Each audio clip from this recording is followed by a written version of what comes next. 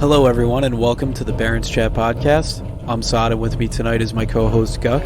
This is a podcast about World of Warcraft and two guys who play it.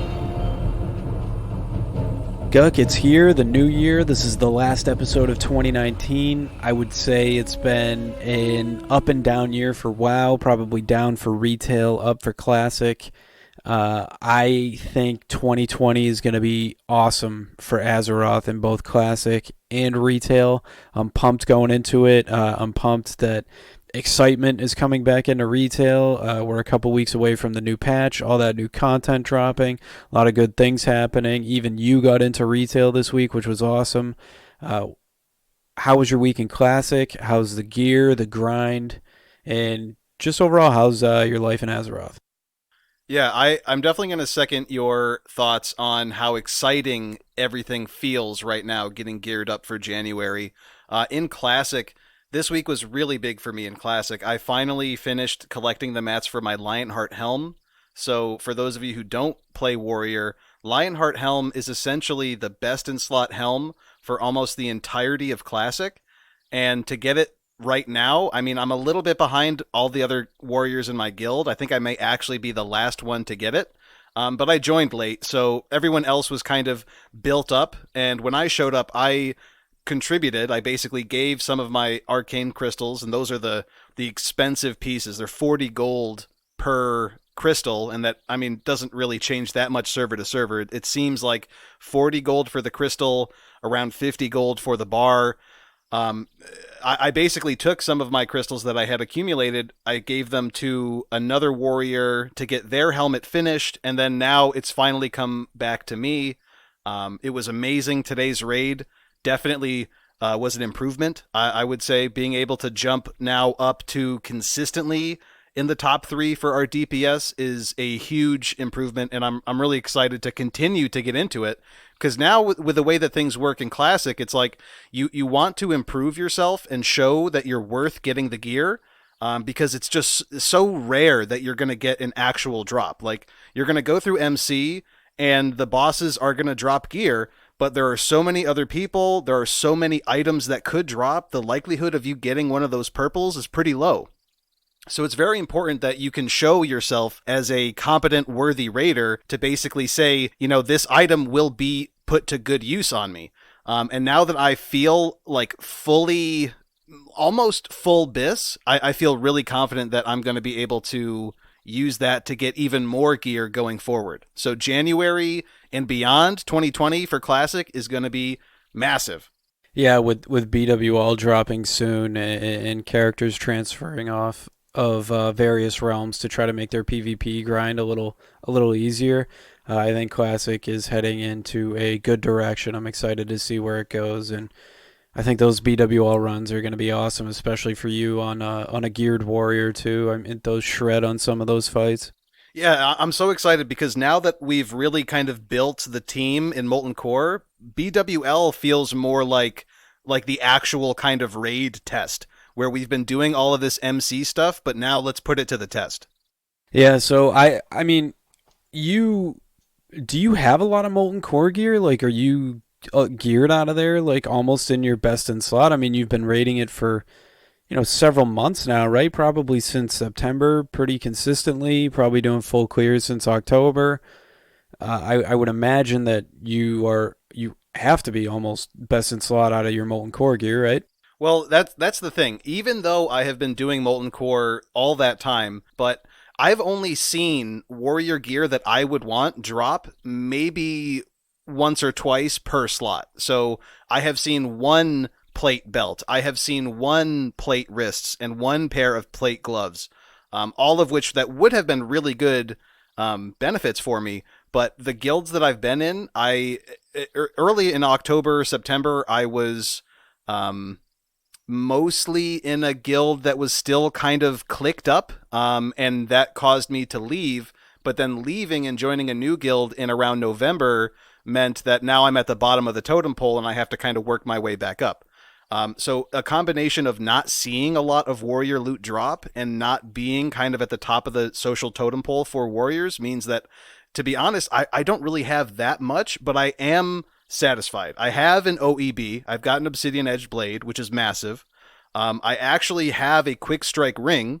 That's a really important ring for melee, especially for warriors. And I also got the Blaster Shot Cannon, the purple gun out of MC, which is good. It's got a 1% crit chance. But those three purples are the only three things that I've gotten out of Molten Core, and I got all of them with my previous guild. So I'm yet to even get a drop from Molten Core in almost 2 months. Jeez, that's rough. Putting in all that time. I mean, you still need the gear to actually drop, which is tough in itself. Exactly. With 40 people in there, it's tough to want to distribute loot. The one good thing about it though, the guys that have been getting drops, there is warrior loot. And when it does drop, people who want it a little bit more than me are getting it because they've put their time in. But everyone did really kind of come together and help, really, like really, really help in getting me my Lionheart helm. So despite not getting those drops, I'm kind of counting my Lionheart helm as a mega drop that came from my experience and efforts in Molten Core. Because without me showing up and also performing on the meters, there wouldn't have been any incentive for these guys to help me get my Lionheart helm, besides the fact that I was also contributing through the crystals that I donated. So, I'm feeling okay about it. I don't feel salty about gear. I am mostly banking on the fact that warrior gear just hasn't really dropped for me. I haven't been getting good luck, and that's fine. So I'll just take that as it is. Yeah, it's rough, but where you did get lucky today in that Mythic Plus where we ran, jeez, and you got that 445 Titan Forge that you thought was useless, but had to remind you that your Benthic Nazjatar gloves are now useless with the new raid tier out because they only work in Eternal Palace and Nazjatar. And you got a pretty nice little item headed into the new patch.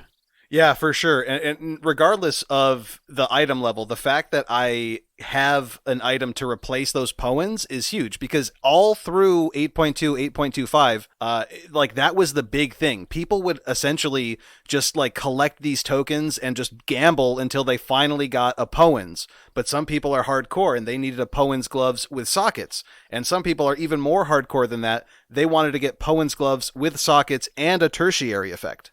And I managed to get lucky, but at this point, thanks to your revelation, that stuff only works in Nazjatar or the Eternal Palace. So what's really the point at this point, right?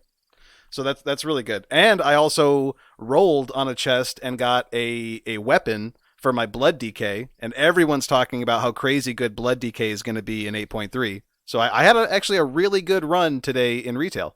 Yeah, like a lot of excitement. I mean, you and I had some really good keys that we ran today. We even two-chested both of them, actually. One was a plus 11, the other was a plus 10. Had a rough plus 12 run where we allowed, let this be a lesson to everybody. If you are running a Mythic Plus group and a hybrid class gets impatient and says, oh, don't worry about it, I'll heal, don't listen to him. Because we depleted a key, and it was not pleasant. Couldn't even get through the first boss because the healer was, probably didn't have the right essences, definitely didn't have the right Azerite traits, and just overall couldn't keep up with the healing, and it made for a miserable run. And it was hard on him, it was hard on us, and we couldn't even kill one boss in a fortified Waycrest manner. So, I mean, if you're not killing a boss on Fortified, there's really issues, and just learn from our mistake there, or my mistake because I was leading it. Just tell the guy to be patient or let him leave the group. DPS are easy to replace, so you don't have to worry about that. Yeah, when someone applies to your group and they say that they're a certain role, what they're really saying is they have that mindset and that's what they want to do. So when this Ret Paladin applied as Ret, he had a DPS mindset, and that's what he wanted to do.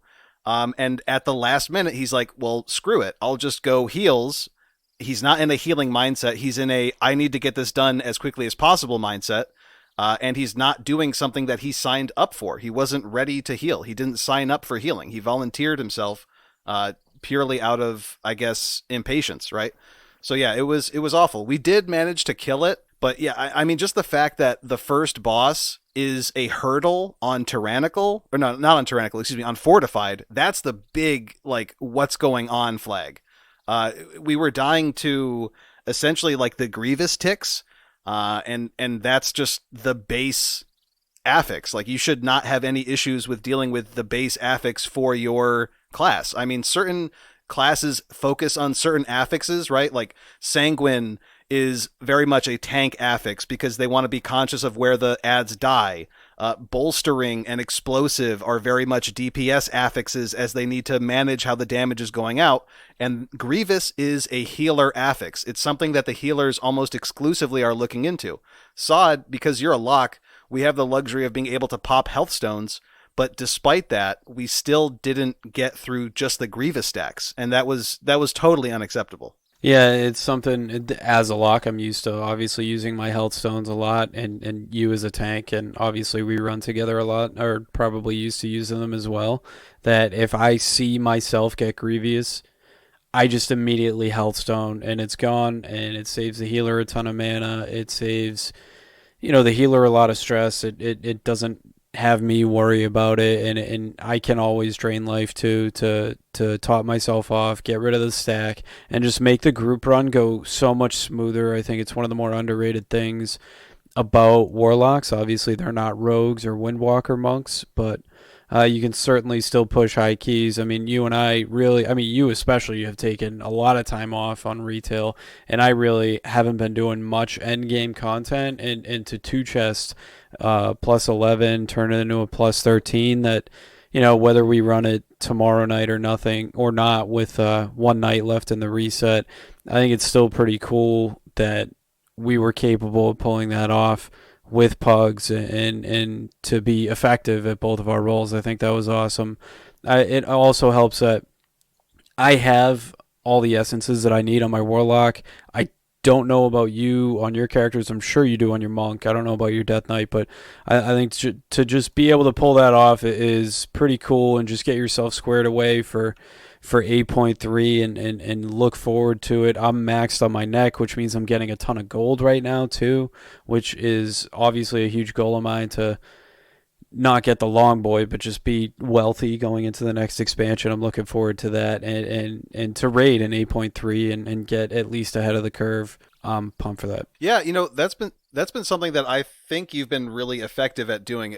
Getting gold and getting that gold set up specifically for 8.3. I know on top of maxing out your neck and getting those world quests swapped over from AP into gold. But you've also been spending a lot of time with all of your different tunes doing the winter event. Yeah, so in my garrison, I do the dailies for the Winter's Veil to try to get a minion of Grumpus. I do it on 9 characters. You need a level 3 garrison to do it, and I have a level 3 garrison on 9 of my characters on Horde, and I do those every day on all 9. It takes 5 minutes per character. I just make sure that when I log off, I log them off in my garrison so I can run out to the dailies, do them, hearth back, turn it in. I've gotten 4 Minion of Grumpus so far. I haven't sold any yet. Obviously, the price is low right now because there's a lot of them in the economy. I used 1, so I have 3 available to sell. I didn't have them out, and I figured, all right, 3 is a good number. I will at least have one of these for myself. So I have that, which is cool, and I'm going to keep doing it. I think the event goes through Thursday. So I think the last dailies I will do would be on Wednesday. So hopefully I get 1 or 2 more. That'd be cool. I am probably getting like just under 1 per day. And if I sell it at the right time, which I'm not going to because I'm incredibly impatient, it would be roughly 150,000 gold per, give or take, and I'll probably sell them for like 100 because I'll get too impatient, but that's okay. That's okay. And the other thing that's kind of interesting, retail WoW gold economy side, the price of tokens are somewhat steadily kind of moving up. Last time I checked, they were at 175k. And I remember when I kind of stopped playing retail back when Classic came out, I think they were down to 120 or so. So the tokens are going up. I think that's pretty good. I think that's indicative of people buying them, right? So the price goes up as people take these tokens off of the market. So they're buying the cheaper ones, and the price, gold price, essentially goes up. That might be good. I know there's a lot of people who tend to buy their gold with the $20 at the Blizzard shop. So all of these things, in my eyes, point to a influx of gold and hopefully also people in 8.3. Yeah, and I think 8.3 is going to be awesome. It's not going to save Battle for Azeroth because it's too late for that. Battle for Azeroth has a tainted name, and a lot of people just don't want anything to do with it. Even a lot of my friends that I've talked to that enjoy WoW and have played it for a long time, they're waiting for the next expansion. They don't want anything to do with Battle for Azeroth. And, I would say probably for good reason, and I understand where they're coming from. I do think 8.3 is going to be a good experience. The raid is going to have a ton of bosses, which is great. I mean, there's going to be a ton of loot out there for everybody to get. I'm going to work on my IO score a lot and maybe even try to earn some gold to help myself out economically that way. And I'm going to try to work on a second character that I can play effectively at the same level that I can play my Warlock. I don't know if that is like a possibility right now with the Essence grind, but I'm going to give it a shot and see what this next patch has to offer. I'm really going to try to go hard and make something of it and really enjoy the bottom of the ninth in Battle for Azeroth that is probably going to go on for the next 8.5 months until Shadowlands at least.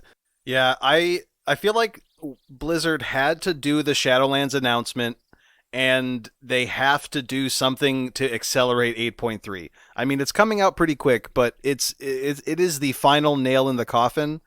If they do an 8.35, I don't know how well that will be received. I doubt it will bring more people back than 8.3 alone did. So I wouldn't mind if Blizzard just said, we're just going to skip 8.35, dedicate all of our retail resources to getting Shadowlands ready, and hopefully they get it out like early summer. I think that would be phenomenal. They tend to do releases in August. It gives a nice kind of window of time to enjoy the content that they have out already, but they have to acknowledge that people aren't really enjoying the content. People want to enjoy Shadowlands. They've seen it. They've heard the hype about it. I think it's a strong enough hype to replace the kind of nasty taste left in players' mouths who've played BFA and were seriously let down. So I would be really happy to see Blizzard kind of accelerate Shadowlands in lieu of an 8.35, but I mean, we'll just have to wait and see. I'm definitely going to be excited for the raid. Like the raid is, and we've already discussed this, it's going to be massive. It's got like 12 bosses. N'Zoth is the final boss. We're going back to this kind of old school fighting the old gods thing. It's going to be great. Lore, design, aesthetic, all that stuff's going to be great. But the question is, after you complete the raid, how long do you continue to play WoW? Or at least retail WoW? Are you going to go for cutting edge? And if so, are you ready to put in that amount of time into BFA, right? One of the things that everyone's talking about is 8.3 forces you to play 8.2 content. If you don't like your class, you're going to have to go back and do 8.2 content to get your essences for a class that you do like. If it's mythic, cutting edge stuff and your class or spec just isn't viable, you may have to go back and do that. If you're looking for just heroic, ahead of the curve type stuff, I think that people can get enough out of the patch by just completing the raid and then just kind of logging off. I don't see any reason why people would feel the need to stay. Yeah, it's tough. Like, I mean, you have to do, like, to get your essence out of Eternal Palace, you have to run it multiple times. You have to kill multiple bosses in there, do full clears. I mean, it's a pain to find a group for that. So you're going to have to probably do LFR where you get minimal drops for that. So, I mean, you're not going to see rank 3 for that for a long time. And, I mean, rank 4, if you want the cosmetic, you have to kill Mythic Ashara, which I don't think a lot of people are doing. I will not get cutting edge that I'm sure of. I wouldn't have the time to commit to push a high Mythic raid tier until probably May, when I finish school in April. My wife finishes school in May, and I have, um, I work full time as well, and with the two kids, it's just not realistic for me. So, I'll probably get my gear, get the ahead of the curve, maybe do the first 3 to 5 bosses in Mythic, depending on the difficulty level there, and then maybe sell keys, sell heroic clears, and work on other characters, right? I mean, just get some gear going on my shaman and my mage, the other characters that I like to play. Maybe dabble with my death knight or warrior.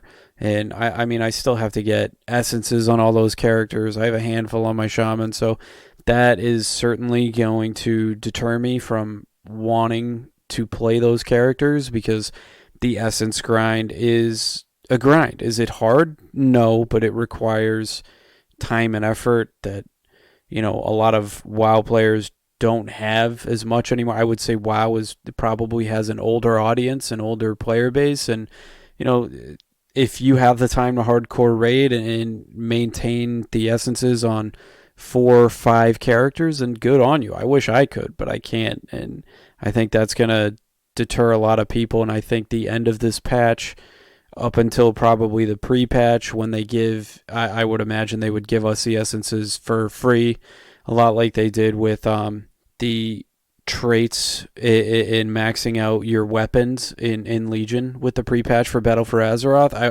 I could see that happening with the pre-patch, but at that point, it's still too little, too late. I mean, the pre-patch is really just a prep for the new expansion. Gameplay is at a minimal for a lot of people, other than getting their Goblin Glider kits and maybe a couple consumables, and just logging out their characters where they need to, but until they log in for Shadowlands. Yeah, and I think that's a major part of why people are being rubbed the wrong way with current retail patches. Right now, 8.25 is like the meta for everyone is basically get ready for 8.3.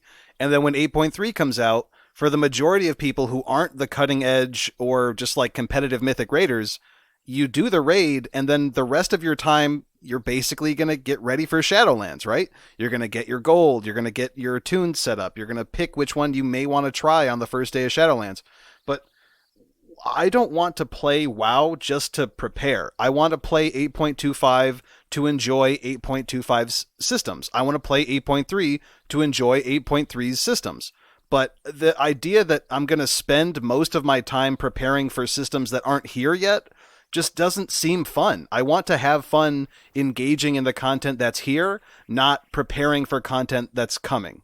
Yeah, I can understand that, and I wish, that'll be me for a month, maybe two, and then it'll be on to preparation and gold farming and just mindlessly going through the dailies while watching Netflix or Twitch and watching someone stream. And what I have been enjoying about the game recently is I've been watching a lot of streamers, and I like a couple of the method guys and imperative and limit, and they're basically just doing the preparation for the 14th. It's not exactly riveting gameplay. I do watch like Mythic Pluses and stuff like that. I watch those guys complete those high Mythic Pluses that they do, which is really cool to see, and like the level that they play at and just how easy it is for them.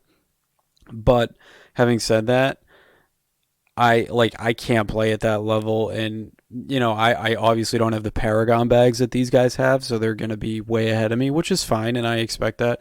But I want to enjoy it like you. I want to enjoy 8.3 for what it is, and that's only going to happen for like a month. And those guys really just do it until they get world first, and then the preparation begins again after that. It's just re-clear after re-clear to min-max themselves so they're ready to go in the next expansion.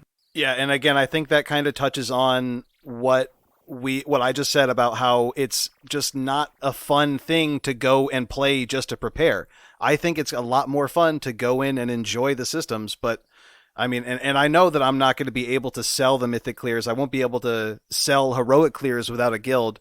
So I don't know how much time I want to spend now preparing for 8.3, knowing that I just kind of want to get the enjoyment out of the raid. And I don't really have seriously concrete plans for what I would do afterwards.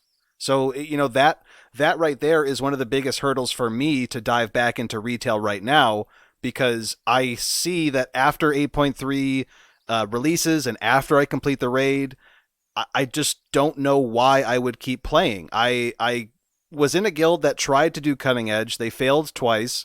The same problems the first time reappeared the second time. And I don't think that they're going to magically, all of a sudden, with no other serious changes, make cutting edge this time. So there are just so many things mentally that are preventing me from fully investing. And I don't think I'm going to be missing out on too much. I think I will be able to experience the systems, see what they have to offer, do some of it, and then piece back out to Classic. Yeah, I can understand that. I can definitely respect that too.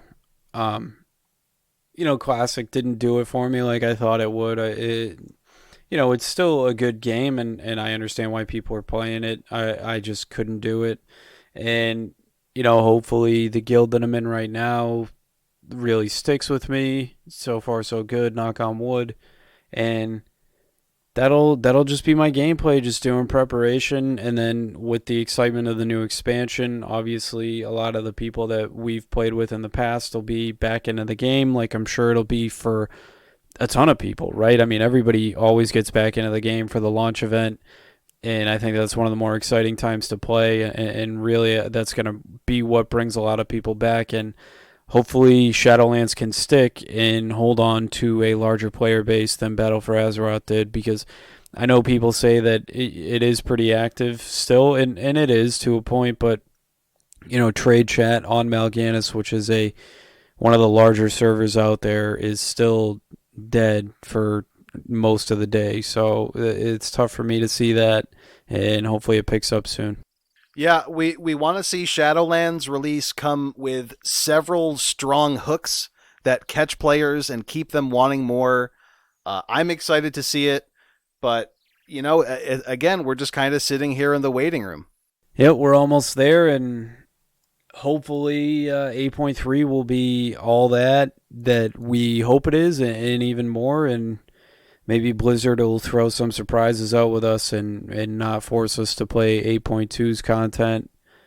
Who knows? They're still changing. PTR is still going on, so things can still happen. And obviously the community is outcrying on Reddit and on the WoW General forums about essences and account bound and how big of a pain they are to get. And hopefully they listen before it's too late. Thank you for listening. You can get us on Twitter at Barrens Chat Pod, at Saudi LOL, and at Gucky Man. We appreciate you. Have a happy new year, and we'll see you guys next year. Yep. See you guys in 8.3 and in BWL.